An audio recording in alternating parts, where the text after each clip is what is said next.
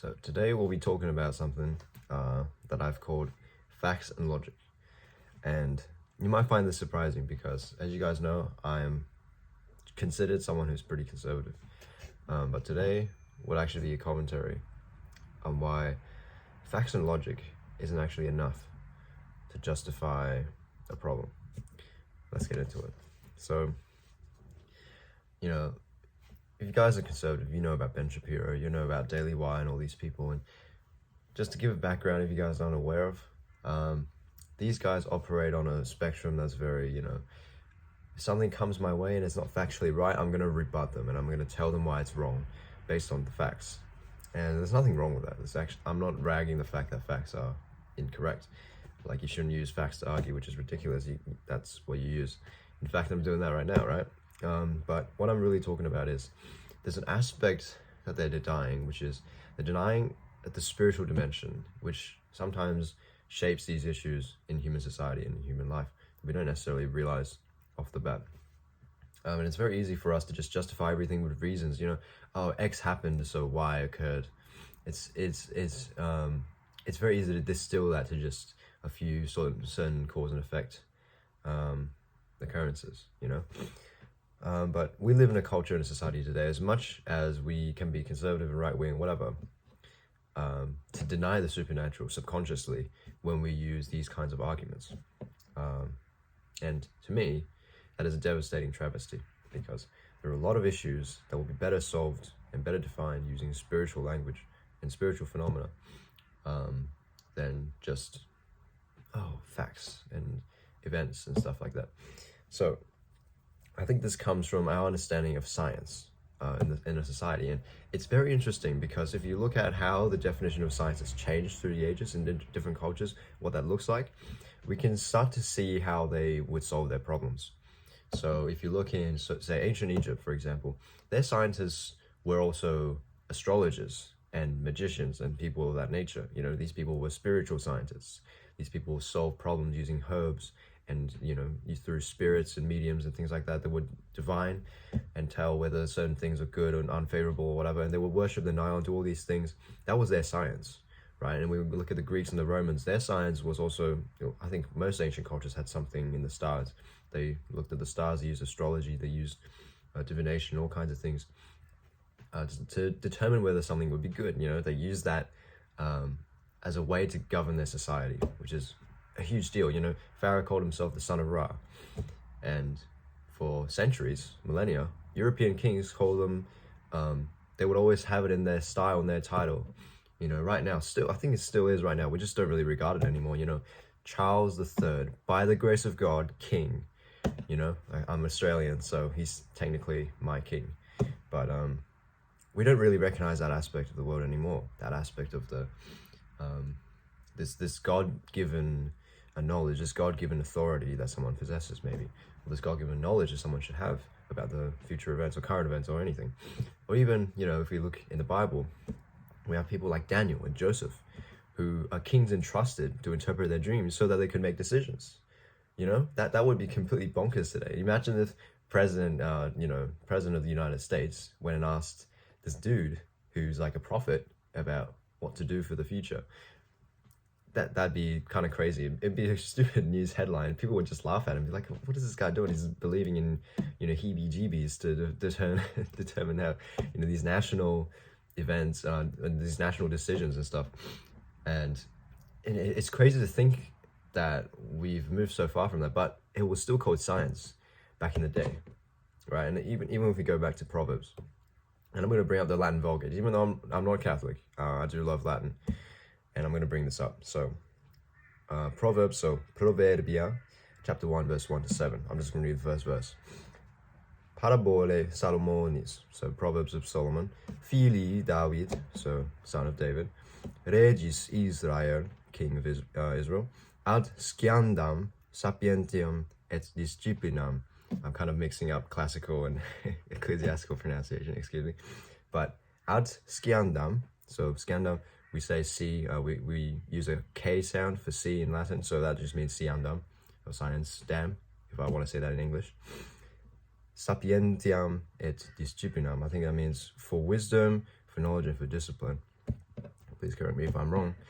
But yeah, that's what it is. Stiandam is knowledge. Stiandam is science. That's how we get the term, you know. And Proverbs is for science. Crazy as that sounds. I could keep going, and then I think in verse 3 or 4 it says, Ut detor parvulis astutia, making the children astute. Adolescenti scientia intellectus. So I think that means makes the youth knowledgeable and wise, or intellectual. I'll put those, if I have time for editing, I'll put those on the screen so you can read along with me. But you can see those words are not that hard to understand. They're very similar to English words. But you can see how he's talking about knowledge. He's talking about wisdom, and the Latin term for that is science, is scientia or sciandam, just different tenses of the same term. And so, what's actually happened to the West? Like, why have we moved away from understanding science as something that is, not just about facts and logic, but also about all these other things, about wisdom and about, spiritual truths, right? And it's very interesting even if you go and read spiritual texts that aren't, strictly from the Bible or, endorsed by the Catholic Church or whatever.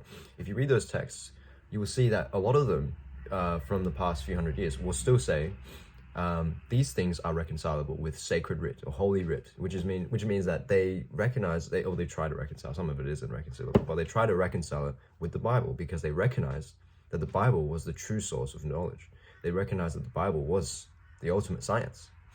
And I think there's a film, I forgot the name of it. It's a Christian film, but it has this plot where this guy goes back 200 years, 300 years, and this guy from the past comes forward 200-300 years to our time now, so like the 1800s. And then he's like a teacher, so he went to a classroom today and he was like, we all know that the Bible is, the only true irrefutable source of science, or something like that. And then everyone got up and laughed, which is our day today. We do that. We think science is, we think the Bible is ridiculous. We think, well, as a society, we don't think that as Christians, but as a society, we think the Bible is just, it's a religious text. And even some Christians, some people like, the people who are, I think they're called, something like people who believe that the earth is actually millions of years old. And okay, I'm kind of ragging on with my opinion here, but people who believe that the earth is millions of years old and they think that evolution is reconcilable with the Bible, people like that also think that not everything said in the Bible is just, you can just take it for what it is, it's just true. They try to bring in all this other stuff based on facts to reconcile with the Bible, which is interesting because just 200 years ago, that was the other way around. People looked at the Bible first, and then they went, okay, well, let's see how that looks in nature, and we'll see how they reflect. But obviously, we still think the Bible is the true source of knowledge. That's very interesting, as the West. This was just the norm. This was our understanding of science. We had this spiritual dimension to it. We had this spiritual understanding of how the world works. And the reason I'm talking about that is I think I'm speaking mostly on behalf of right-wingers. And I know, actually, the funny thing is a lot of left-wingers will endorse this too, but in their own way. So they sort of turn to like, these spiritual laws, right now these frequencies, I don't actually know that well, but it's like right now, Mother Nature is suffering, so we gotta, all these like sort of, I would say they're kind of pagan understandings of the world and spiritual, these pagan spiritual laws and beliefs. And so they actually don't deny the supernatural. They do deny, they don't deny the supernatural. Although a lot of them are actually, so-called, atheists and all that.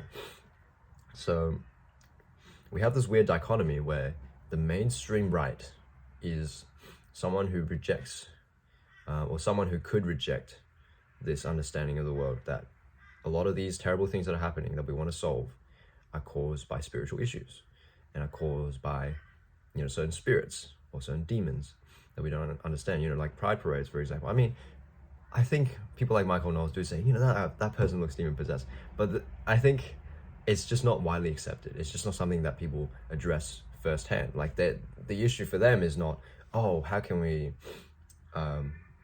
how can we actually cast these demons out? They go, oh no, we gotta fix the schools, we gotta fix these things, which obviously is a part of it, right? Maybe that's because it belongs to politics. I don't know. I'm just trying to have a discussion with you guys. I don't know everything that I'm talking about here. I'm just sparking conversation. But it's interesting that the first step they go to is they look for a political solution.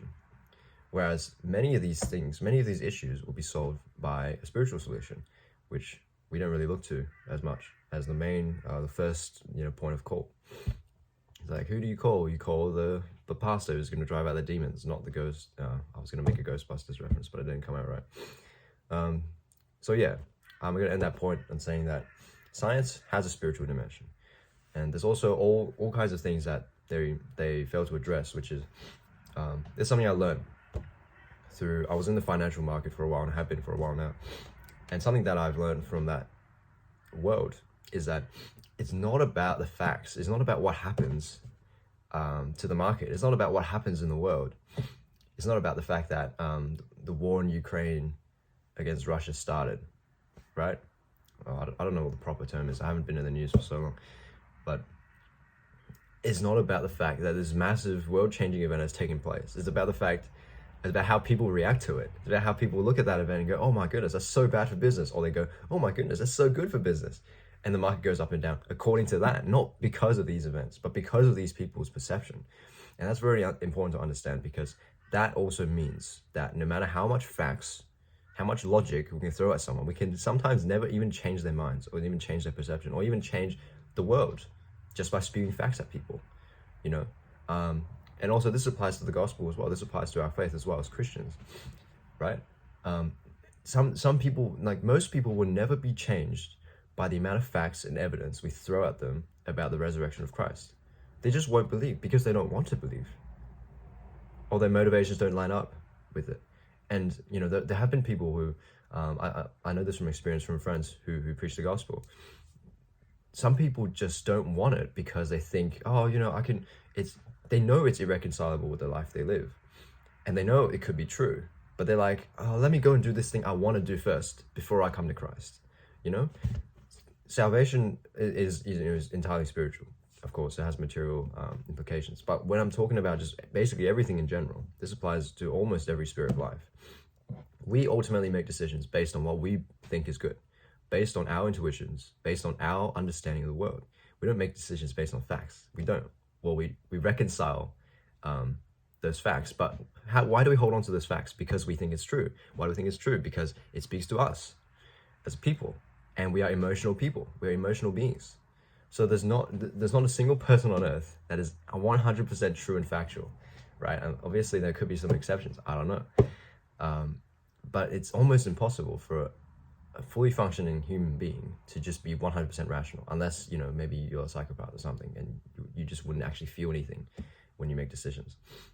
Actually, yes, that would be what happens if you're devoid of an intuition, if you were devoid of a conscience, and you just make decisions based on 100% logic. Even though I think, in a sense, psychopathy is just a twisting of your intuition rather than just being completely gone contrary to what psychology believes. But that's a whole other question, a whole other discussion. So how should we make decisions? How should we think? I think it's important to recognize that we are still emotional, that there's not a single way on earth where we can escape that emotional aspect of our lives. And I don't think it's right to despise that aspect of ourselves. I think the true solution is to recognize spiritual realities, is to recognize the existence of demons, angels, principalities, recognize the existence of God, first of all, of course. And to see our world from that lens of seeing that, yes, whatever is done on earth was decreed in heaven, or was decreed in the higher spiritual planes by the angels or the demons. We're a plane that's governed by these people. Well, they're not people, but governed by these beings. The stars and principalities, they govern the earth. Well, they have a certain extent of power as far as God allows, of course. And I think once we start to realize that, we'll be able to see, so actually, ultimately at the end of the day, the best way we can make decisions is, we start with prayer.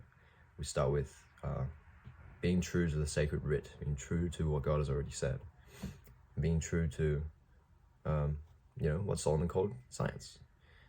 these wise things that we should turn to, these wise and knowledgeable people in our lives who can give us the guidance, right? Less so about facts and logic. You know, when you talk to old people, do you go to them to know about the statistics for how many people died in the recent war because of the vaccine or whatever? No, you go to him because you want wisdom. And that's because we recognize that wisdom is important.